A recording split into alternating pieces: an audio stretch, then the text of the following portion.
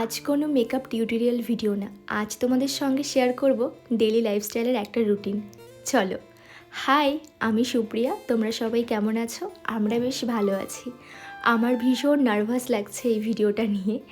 কেন বলো তো? কারণ তোমরা প্রতিনিয়ত আমার স্কিন কেয়ারের ভিডিও, আমার মেকআপ টিউটোরিয়াল ভিডিও নিয়ে আমাকে দেখেছো। তো সেই জায়গা দাঁড়িয়ে এরকমভাবে ডেইলি লাইফস্টাইল রুটিন বিয়ের পর এইভাবে দেখোনি কখনো। তাই আজ ফার্স্ট টাইম, যার জন্য আমার একটু নার্ভাস লাগছে। আমি জানি না তোমাদের কেমন লাগবে, তবে আশা রাখছি হয়তো তোমাদের পছন্দ হতেও পারে। না হলেও কমেন্ট করে জানিয়ে যেও। কি আর বলবো। চলো, আজকে ভীষণ স্পেশাল ডেটা। কেন বলো তো? আজকে প্রিয়া দিদি আমাদের বাড়িতে আসবে, আর সারা দিনটা প্রিয়াদির সঙ্গে কাটাবো। সকালবেলা ঘুম থেকে ওঠার পর সংসারের যে কাজগুলো রয়েছে সেগুলো আমি সেরে নিচ্ছিলাম। যদিও বা আজ মা বাবা বাড়িতে কেউ নেই এই মুহূর্তে, তার কারণ হচ্ছে তারা ঘুরতে গেছে বৃন্দাবন। বাড়িতে আমি, আমার হাজবেন্ড আর আমাদের এই বুড়ি দিদিমাটাই রয়েছে, আর সংসারটা এখন পুরোটাই আমাকে সামলাতে হচ্ছে। এই মুহূর্তটুকু কিন্তু আমিই বাড়ির গিন্নি। হ্যাঁ, আমার শ্বশুরমশাই বলে তুই তো বাড়ির মালিক। হ্যাঁ, আমি জানি আমি বাড়ির মালিক, তবে ভবিষ্যতের জন্য, কারণ এখন আমার মাথার ওপর একজন আছে। আজ সত্যি বলছি, তিনি আছেন বলেই আমার অনেক কাজ করা লাগে না, অনেক দায়িত্ব নেওয়া লাগে না। তবে আমি জানি না পুরো দায়িত্বটা যখন আমার ওপর এসে পড়বে তখন আমি কিভাবে সামলাবো। সত্যি আমি চাই ওই মানুষটা সারা জীবন আমার সঙ্গে থাকুক। আজ বলতে নেই, আমার শাশুড়ি মা যেভাবে আমাকে দেখে বা যেভাবে আমার খেয়াল রাখে, যেভাবে আমাকে সাপোর্ট করে, সত্যি আমি কখনো ভাবিইনি যে আমি এমন একটা সংসার পাবো। মানে এতটা সাপোর্ট না হলে কখনো কেউ এইভাবে ভিডিও করতে পারে বলো? আমি এখনও পর্যন্ত অনেক লেট করে ঘুম থেকে উঠি, কিন্তু কখনো তাদের বলতে শুনিনি আমাকে নিয়ে কখনো নিন্দা বা পরচর্চা করতে। সব সময় মেয়ের মতো আমাকে সামলে রেখেছে আমার হাজবেন্ডও, আমার শ্বশুর শাশুড়ি মা, প্রত্যেকে ভীষণ রকমভাবে। আমি ভগবানের কাছে প্রে করি সব সময় তারা যেন অনেক ভালো থাকে, আর এটাও প্রে করি তার সঙ্গে আমাকে সেই ক্ষমতাটা দিও তাদেরকে যেন অনেক ভালো রাখতে পারি আমি সবাইকে। আজ ভীষণ রকমভাবে নার্ভাস ছিলাম, তার কারণ হচ্ছে আজকে যেহেতু পিয়া দিদি আমাদের বাড়িতে আসবে, আমি আগে থেকেই বলে দিলাম। তো সেই জায়গা দাঁড়িয়ে রান্না করা, রান্নার খাবারের টেস্ট কেমন হবে, ঠিক মতো কি আমি আপ্যায়ন করতে পারবো কি না, এই ভেবেই আমার একটু ভয় করছিল। আর তোমরা অনেকেই আমাকে জিজ্ঞাসা করেছিলে আমি কি সিঁদুর ব্যবহার করি। তো চলো, স্ক্রিনে আমি দিয়েই দিয়েছি আমি কী সিঁদুর ব্যবহার করি, তোমরা একটু দেখে নাও। হ্যাঁ, আমি এই সিঁদুরগুলোই ব্যবহার করি। রীতিমতো 3টে সিঁদুর অ্যাপ্লাই করি আমি সবসময়, তবে এক্সচেঞ্জ করে, যখন যেটা ভালো লাগে তখন সেটাই পরি। আর এদিকে আমাকে কেমন লাগছে? যাই হোক, চলো এবার বেশি দেরি করব না, কারণ বেশি লেট করলে আমার রান্না করতে লেট হয়ে যাবে। তো চলো যাই রান্নাঘরে। রান্না বান্না নিয়ে আমাদের বাড়িতে একটু প্রবলেম হয়। কেন বলো তো? ওই যে আমার গুণধর স্বামী, তিনি আবার মাছ মাংস কিছুই খান না, পুরোপুরি নিরামিষ। হ্যাঁ, যখন আমরা প্রেম করতাম তখন সে ভালোই খেত, কিন্তু বিয়ে হওয়ার পর থেকে এই রে আমার হাতটা কেটে গেল।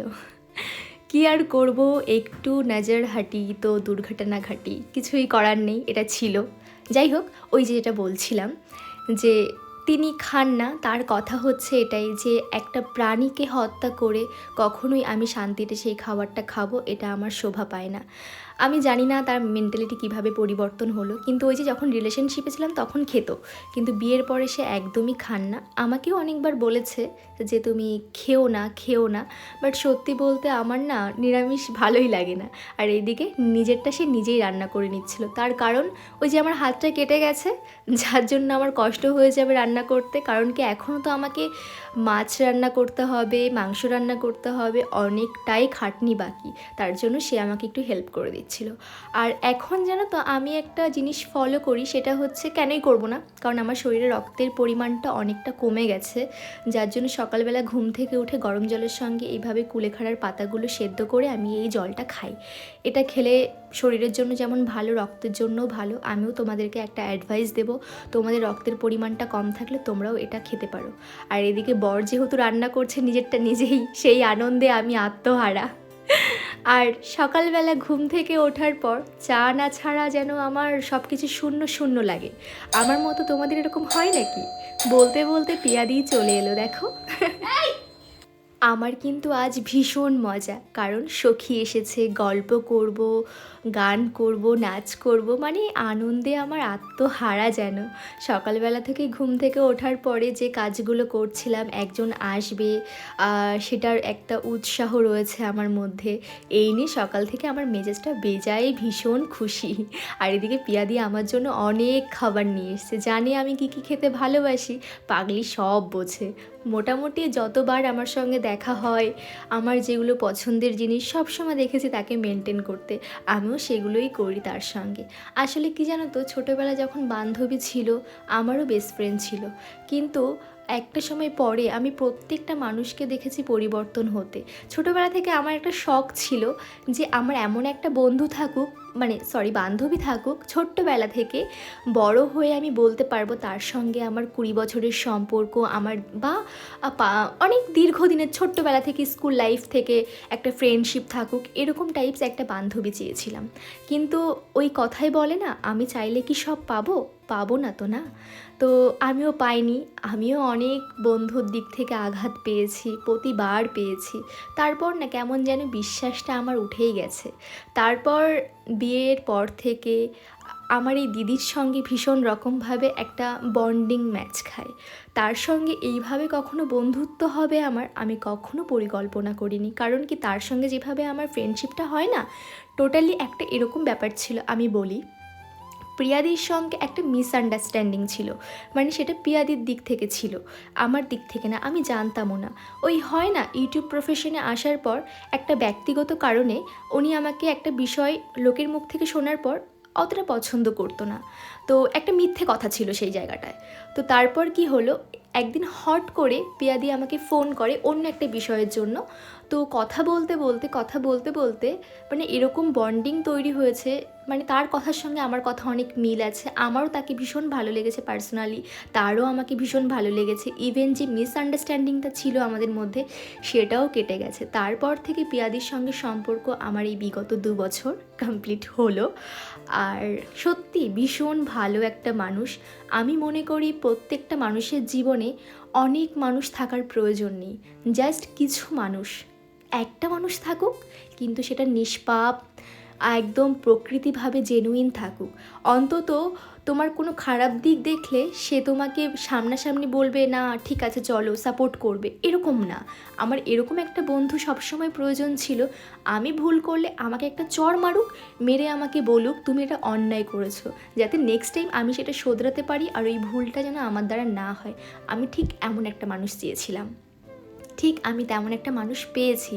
সত্যি বলতে এই কথাগুলো হয়তো না বললেও হতো, আমি চাইও নি বলতে, কারণ আমি মনে করি আমার মানুষগুলো স্পেশালি আমারই, আমি তাদেরকে কখনো কারোর সঙ্গে শেয়ার করতে পারবো না। কারণ আমি দেখেছি আমরা যাদেরকে নিয়ে শো অফ করি বা যাদেরকে খুব পরিমাণে দেখাই, একটা সময় পরে গিয়ে না সেই বন্ডিংগুলো যখন থাকে না, সাইডের পার্সনগুলো ভীষণ রকমভাবে তানা মেরে কথা বলে। তার থেকে বেশি খারাপ লাগে তখন যখন সেই সম্পর্কগুলোই থাকে না। তো আমি কখনোই চাই না সেই মানুষগুলো আমার থেকে দূরে যাক, এবং ভগবানের কাছে আমি এখন ভীষণ রকমভাবে চাই এটা, যে মানুষগুলো যেন আমার জীবনে আছে তারা যেন আমার জীবন থেকে কখনো না হারিয়ে যায়। আমি একটা ভুল করলেও আমাকে যেন শুধরে তারা পাশে থাকে। কি বলো, তোমরা কি আমার সঙ্গে একমত? আরেকটা কথা বলতে ভুলেই গেছি, সেটা হচ্ছে আমি কিন্তু মুড়িঘণ্ট এইভাবে কখনো আগে করিনি। এটা টোটালি আমি নিজে থেকে করছি, হয়তো ভুল ত্রুটি হতে পারে, কারণ ওই যে বললাম আমি কিন্তু রান্নায় খুব একটা পারদর্শী না, খুব রেয়ার রান্না করি। তো রান্নার সম্পর্কে আমার কোনো আইডিয়া নেই, তবে যতটুকুনি করছি আমি নিজের থেকে করছি। হয়তো তোমরা অনেকে বলতে পারো এটাই ভাবে না ওটা ওইভাবে না, তাহলে আমি শুধরে নেব বিষয়টা, কিন্তু আমার জানা নেই, আমি যেমন পারি তেমনটাই করছি। আর এইদিকে পিয়াদি এসেছে, এসে আমাকে হেল্প করে দিচ্ছে। আমি এখন ভয়েস দিচ্ছি, ভিডিওটা অনেক আগের, মানে এটা হচ্ছে 28শে অক্টোবরের ভিডিও, আজ আমি ডাবিং দিচ্ছি। আমার ভিডিওটা এডিট করতে অনেকটা দেরি হয়ে গেছে, এই পুজো ছিল, এই অকেশন সেই অকেশন, নিজের পার্সোনাল কাজ, যার জন্য আমি এই ভিডিওটা ঠিক টাইমে পোস্ট করতে পারিনি। কিন্তু ওই যে স্পেশাল মানুষ, একটু লেট হলেও আমি চেষ্টা করেছি এটাকে পোস্ট করার, তার কারণ এটা আমি চাই স্মৃতি হিসাবে আমার কাছে থেকে যাক, আর কিছুই না। তোমরা এতক্ষণে বুঝেই গেছো যে আমি চা খেতে কতই না ভালোবাসি বলো, কারণ ওই যে ঘুম থেকে ওঠার পর চা আর সন্ধ্যাবেলায় চা, এই দুটো যদি না হয় তাহলে তো একদম চলে না।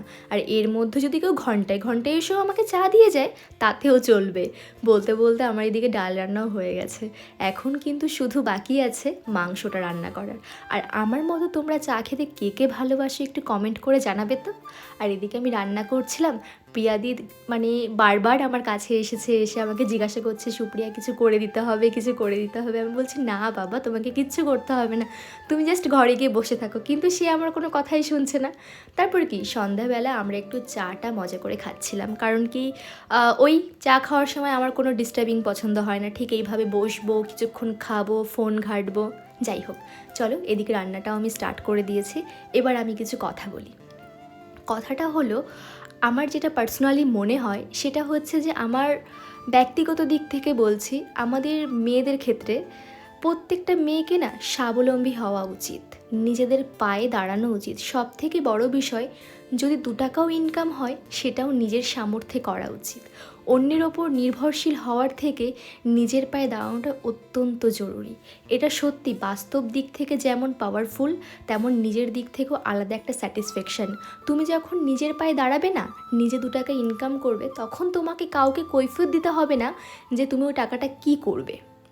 তোমার ইচ্ছা মতো তুমি খরচা করতে পারবে, যেখানে খুশি সেখানে যেতে পারবে। কিন্তু তুমি যদি অন্যের ওপর ডিপেন্ডেন্ট হও, ধরো ফ্যামিলি, হাজবেন্ড বা যেই কেউ হোক না কেন, তাহলে দেখবে তোমাকে অনেক কিছুর কৈফিয়ত দিতে হবে। হয়তো কথাটা শুনতে খারাপ লাগতে পারে, বাট এটাই বাস্তব। তুমি যখন ইনকাম করবে তখন তোমার দামটাও ভীষণ রকমভাবে থাকবে, তোমাকে সবাই সম্মান করবে।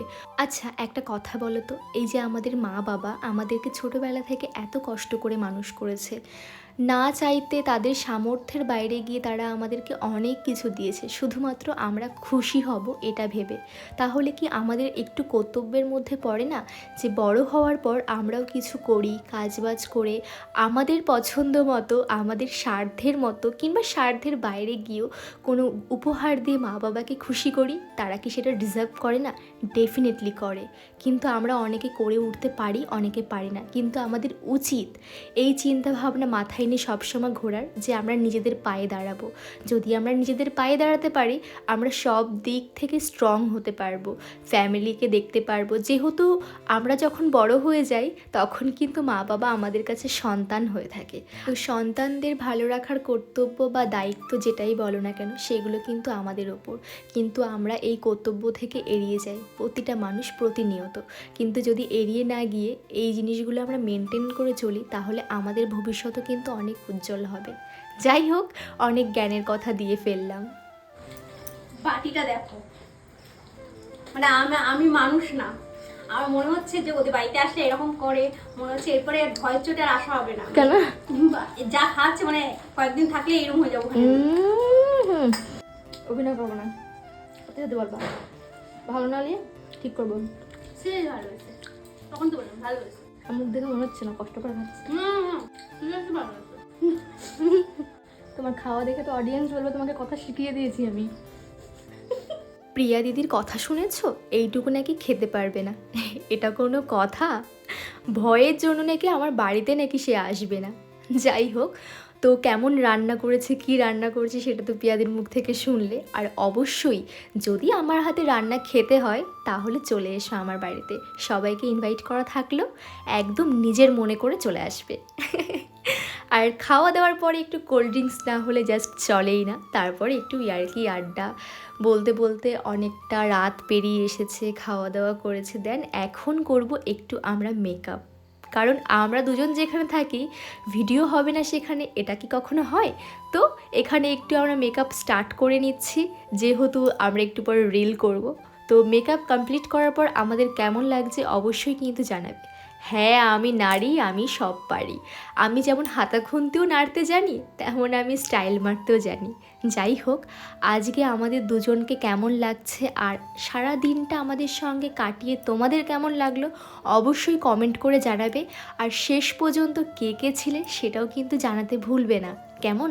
আমি অনেকটা আশা নিয়ে কিন্তু থাকবো যে তোমরা কে কে আমার ভিডিও দেখেছো বা কি কার কেমন লেগেছে, আর তোমরা আমার কেমন ভিডিও দেখতে পছন্দ করছো, ডেলি ব্লগ কি তোমাদের ভালো লাগছে কি না, এইগুলো আমাকে একটু কমেন্টে জানিয়ে যেও।